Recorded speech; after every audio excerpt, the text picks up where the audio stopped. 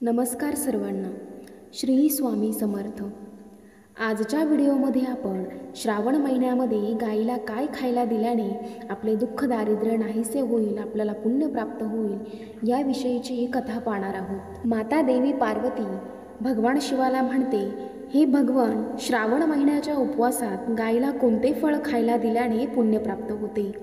गाईला भाकरी दिल्याने काय परिणाम होतो आणि गाईच्या कोणत्या भागाला स्पर्श केल्याने रोग दूर होतात? भगवान शिव म्हणतात, हे पार्वती, आज तू गाईला संपूर्ण जगाची माता मानली आहेस आणि संपूर्ण जगाच्या 33 कोटी देवी देवतांचा गाय ही गंधर्वाचा वास आहे. हे देवी पार्वती, तुझ्या या प्रश्नांची उत्तरे देण्याआधी मी तुला एक प्राचीन कथा सांगतो, ज्याच्या श्रवणाने मनुष्याचे सर्व पाप नष्ट होतात. तेव्हा माता पार्वती म्हणाली, हे भगवान, यामुळे संपूर्ण मानवजातीला फायदा होईल आणि हे माझे परम सौभाग्य आहे की श्रावण महिन्यात गायीची सेवा केल्याने लोकांना सुख, समृद्धी आणि इच्छित फळ मिळते. भगवान शिव कथा सांगायला सुरुवात करतात. पृथ्वीवर दिलीप नावाचा राजा होता. महाराज दिलीप हे धर्माचे पालन करणारे आणि प्रजेला सदैव सुखी ठेवणारे होते. सुनंदा दिलीप यांची पत्नी होती, पण अनेक वर्षे उलटून गेली तरी राणीला मूल झाले नाही. तेव्हा महाराज दिलीप एकटेच बसून विचार करू लागले की मी कधीच कोणाचे पाप केले नाही आणि मी माझे सर्व कार्य नेहमीच धर्माच्या मार्गाने केले आहे. माझ्या नशिबात काय लिहिले आहे असा विचार करून ते खूप काळजीत पडले. मग त्यांच्या मनात एक विचार आला की ही समस्या फक्त गुरु वशिष्ठजीच सोडवू शकतात आणि तेच मला माझ्या दोषांबद्दल सांगू शकतात आणि पुत्रप्राप्तीसाठी काही उपाय देखील सांगतील.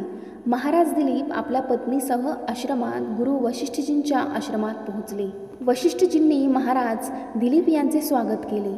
वशिष्ठजी महाराज दिलीपला म्हणाले, हे राजा, तुझे आणि राणीचे आज अचानक इथे येण्याचा काय उद्देश आहे? एका महान सम्राटाला आपले राज्य सोडून या जंगलात का यावे लागले? इवाक कुळातील सर्व राजे पुत्रांना जन्म देऊन तपश्चर्या करण्यासाठी जंगलात जातात, पण तुम्ही तर तरुण आहात आणि नुकतेच तुम्ही राज्याचा भार आपल्या हातात घेतला आहे. तुम्हाला अजून मूल देखील झाले नाही. तुमच्यासारखा राजा महान सम्राटालाही शोभत नाही. महाराज म्हणाले, गुरुदेव, मी तपश्चर्या करायला आलेलो नाही, तुमच्याकडे मदत मागण्याच्या उद्देशाने आलेलो आहे. कृपया मला मदत करा, मला खूप वेदना होत आहेत. तेव्हा महर्षी अगस्त्य म्हणाले, हे राजा, तुमच्यासारख्या महान सम्राटाला मदतीची गरज का आहे? तुम्ही स्वतःच रक्षण करण्यास सक्षम आहात. महाराज दिलीप म्हणतात, हे गुरुदेव, मला हे जाणून घ्यायचं आहे की मला आजपर्यंत कोणत्या दोषामुळे पुत्रप्राप्ती झाली नाही. कृपया करून तुमच्या दैवी शक्तीने मला दोष सांगा आणि तो दोष दूर करण्याचा उपाय देखील सांगा. संतांशिवाय माझे जीवन निरर्थक आहे. महर्षी अगस्त्य म्हणतात, हे राजा, मी तुम्हाला नक्कीच मदत करेन. मग महर्षी अगस्त्य त्यांच्या दिव्य दृष्टीने महाराजांच्या भूतकाळात डोकावू लागले आणि त्यांना राजाची एक चूक कळली, ज्याचे तुम्हाला ज्ञान नाही. तुला माहीत नाही की इंद्रलोकात देवराजांना भेटून तू परत येत होतास. तेव्हा वाटेत एका कल्पाच्या झाडाखाली उभ्या असलेल्या गाय आणि तिच्या वासराकडे तू दुर्लक्ष केलेस. ती गाय आणि तिचे वासरू भुकेले होते. त्या गायीने तुझ्याकडे मदत मागितली, पण तू त्यांच्याकडे दुर्लक्ष केले. तू तुझ्या आनंदात हरवून गेलास आणि तू त्या गायीची हाकही ऐकली नाहीस. तुझी कृतज्ञता पाहून ती गाय खूप दुःखी झाली आणि तुला शाप दिला. हे मनुष्य गायीला कष्टात पाहून तिला मदत करत नाही, भुकेल्या गायीला खाऊ घालत नाही, ते महापाप आहे आणि त्या गायीच्या शापामुळे तुला संतान प्राप्त होत नाही. अशा प्रकारे महर्षी अगस्त्यांनी महाराज दिलीपला त्यांची ही चूक सांगितली, जे ऐकून महाराज खूप दुःखी झाले आणि पश्चाताप करून म्हणाले, हे देवा, मला क्षमा करा. माझ्या मूर्खपणामुळे गायीला आणि तिच्या कोमल वासराला इतका त्रास सहन करावा लागला. गायीची निशब्द सेवा करू न शकण्याचा अधिकारही मला नाही. हे गुरुदेव, मला माझी ही चूक सुधारायची आहे. कृपया मला काही उपाय सांगा, ज्याने मी या गंभीर पापातून मुक्त होऊ शकेल. माझा गुन्हा माफीसाठी योग्य नाही, पण तरीही मला प्रायश्चित्त करायचे आहे. मग महर्षी अगस्त्य म्हणू लागले, हे राजा, असे दुःखी होऊ नकोस. या पापातून मुक्त होण्याचा निश्चित मार्ग आहे. तू माझ्या आश्रमातील नंदिनी नावाच्या गायीची सेवा कर. ती त्याच कामधेनू गायीची कन्या आहे, जिला तुम्ही तुमच्या पत्नीसह मदत केली नाही. तुम्ही त्या गायीची सेवा करा आणि तिची पूजा आराधना करा. ती तुम्हाला पुत्रप्राप्तीसाठी नक्कीच मदत करेल. नंदिनी गाय बाहेरून त्या आश्रमात प्रवेश करते. ती गाय येताना पाहून महर्षी अगस्त्य म्हणाले, हे राजा, ही नंदिनी गाय जी केवळ आमचे स्मरण करते, ती स्वतःहून आली आहे. ही गाय तुमचे दुःख नक्कीच दूर करेल. वनातील नंदिनी गायीच्या मागे तुम्ही जा. जंगलात राहणाऱ्या वन्य प्राण्यांपासून तिचे रक्षण करा आणि आश्रमात परतल्यावर राणी सुनंदा यांनी या गायीची सेवा करावी. ही गाय तुम्हाला नक्कीच पुत्रप्राप्तीचे वरदान देईल. महाराजांनी महर्षी यांना वचन दिले. सकाळी राणीने गायीची पूजा केली आणि महाराज गायीला चरायला जंगलात घेऊन गेले. ती गाय चालायला लागली की महाराज तिच्या मागे जायचे आणि हिरवे गवत आणायचे आणि ती गाय झाडाखाली बसल्यावर ती गाय चारायला सुरुवात करायची. तेव्हा महाराज गायीचे संरक्षण करायचे, तिच्या डोक्यावरून हात फिरवायचे. अशा प्रकारे नंदिनी गायीची सेवा करायचे. जेव्हा संध्याकाळ झाली तेव्हा गायीला घेऊन आश्रमात परत आले. आश्रमात परत येताच गायीने तिच्या खुरांनी महाराजांच्या अंगावर धूळ उडवली. त्यामुळे महाराजांचे शरीर शुद्ध पवित्र झाले आणि त्यांचे सर्व पापे नष्ट झाली. मग महाराणी सुनंदा यांनी पुढे येऊन नंदिनीचे स्वागत केले आणि गायीची विधीपूर्वक पूजा केली आणि वारंवार तिच्या चरणी डोके टेकवले. मग त्या गायीला प्रदक्षिणा करून ती हात जोडून त्या गायीसमोर उभी राहिली. तेव्हा त्या गायीने त्या राणीची पूजा स्वीकारली आणि राणीकडे पाहिले. गायीने राणीकडे पाहताच ती अत्यंत पवित्र झाली. अशा प्रकारे महाराज दिलीप यांना त्या नंदिनी गायीची सेवा करत 20 दिवस गेले. त्यानंतर 21व्या दिवशी महाराज गायीला घेऊन जंगलात गेले. तेव्हा ती चढत चढत हिमालयावर पर्वतावर गेली आणि महाराजही तिच्या मागोमाग त्या पर्वतावर उभे राहून त्या हिमालय पर्वताचे सौंदर्य पाहत होते. इतक्या सिंहाने नंदिनी गायीला पकडले. तावडीत अडकलेल्या नंदिनी गायीचा आक्रोश महाराज दिलीप यांना ऐकू आला नाही. नंदिनी गाय दयनीय आवाजात म्हणू लागली, हे राजा, माझे रक्षण कर. राजाने गायीचे हाक ऐकताच एका भयंकर सिंहाने गाय पकडल्याचे पाहिले आणि त्या गायीच्या डोळ्यातून अश्रूंची धारा वाहत होती. ते पाहून महाराज व्याकुळ झाले आणि त्यांनी ताबडतोब आपला बाण काढून धनुष्याच्या तारावर ठेवला आणि त्याचवेळी सिंहाला मारण्यासाठी ती तार ओढली. सिंहाने महाराजांकडे पाहिले आणि महाराजांचे शरीर सुन्न झाले. त्यांची शक्ती क्षीण झाली. त्याचे सर्व सामर्थ्य नष्ट झाले. आता तो बाण सोडण्याची ताकदही त्यांच्यात उरली नव्हती. मग सिंह त्या राजाला म्हणू लागला, हे राजा, माझ्यावर हल्ला करणे तुझ्या सामर्थ्यात नाही, कारण भगवान शिव माझ्या पाठीवर पाय ठेवून नंदीवर बसतात. म्हणूनच मला मारण्याचा प्रयत्न करू नका आणि इथून परत जा. निर्मात्याने आज या गायीला माझे अन्न म्हणून नियुक्त केले आहे, म्हणून त्यात हस्तक्षेप करू नका. मला माहीत आहे की तू सूर्यवंशात जन्मलेला राजा आहेस. या हिमालय पर्वतावर भगवान शिवाची माया पसरली आहे, म्हणूनच तू लगेच इथून निघून जा. महाराज बोलू लागले, हे मृगराज, कृपया गायीला मारू नका. ही नंदिनी गाय महर्षी वशिष्ठांची इच्छा पूर्ण करणारी आहे. तिला मारल्यास फार मोठे पाप होईल. गुरुदेवांनी मला या गायीचे रक्षण करण्याचा आदेश दिला आहे. तुम्ही भगवान शिवाचे भक्त आहात. तुमच्या हातून गाय सोडवणे मला अशक्य आहे.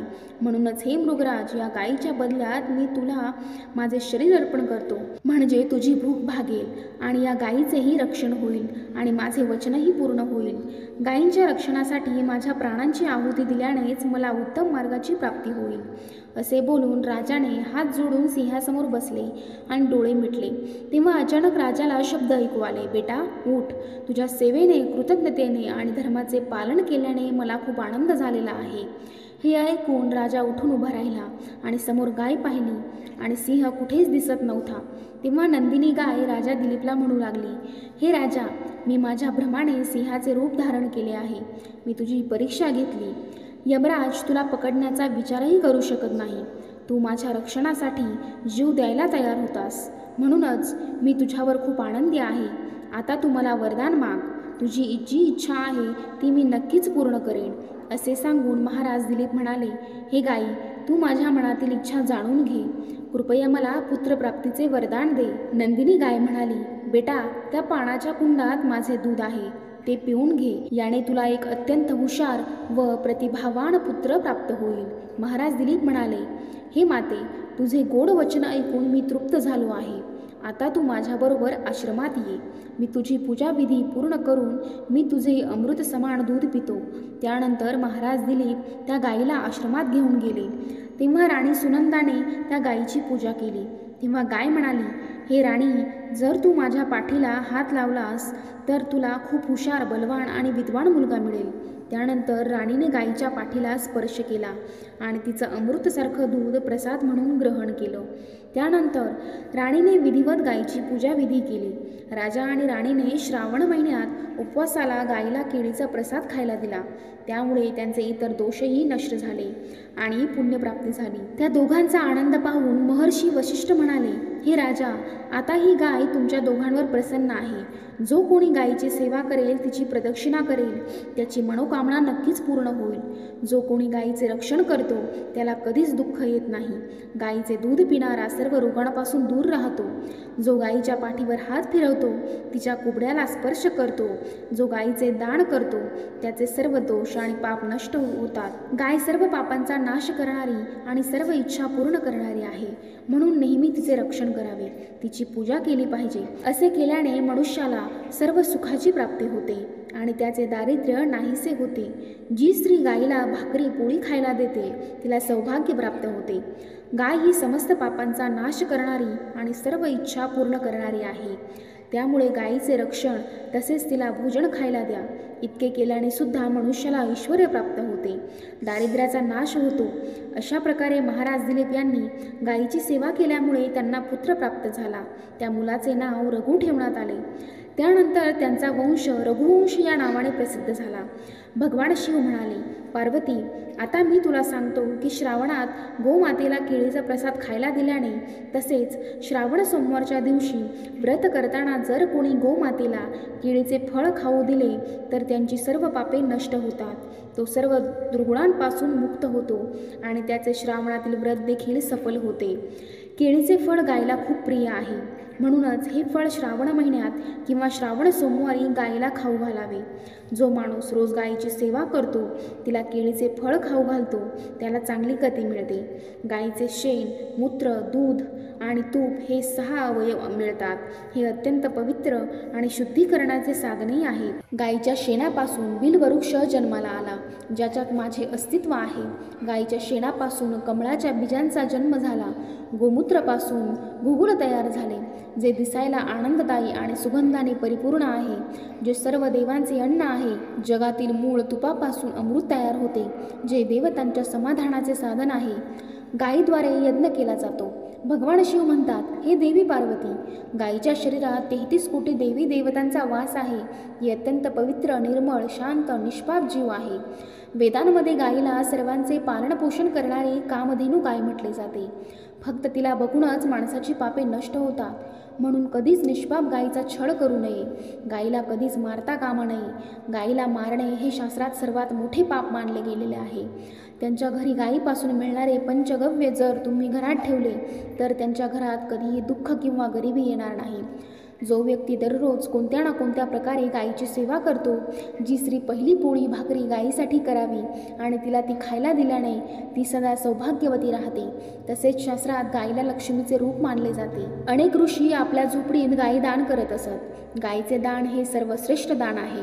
गायीचे दान केल्याने तुमच्या अनेक जन्मांची पापे नष्ट होतात आणि या श्रावण महिन्यात गायी दान केल्याने मनुष्याला मोक्ष प्राप्त होतो. गायीचे दर्शन घेणे अत्यंत शुभ आहे, असे शास्त्रात सांगितले आहे. दररोज सकाळी गायीचे शेणाचे दर्शन केल्याने लक्ष्मीची प्राप्ती होते. तुम्ही एखादे महत्त्वाचे कार्य करण्यासाठी बाहेर जात असताना अचानक गाय माता समोर आली तर तुमचे कार्य निश्चितच सफल होते. तर अशा प्रकारची ही कथा आपल्याला आवडल्यास चॅनलला लाईक, शेअर आणि सबस्क्राईब नक्की करा. धन्यवाद. श्री स्वामी समर्थ.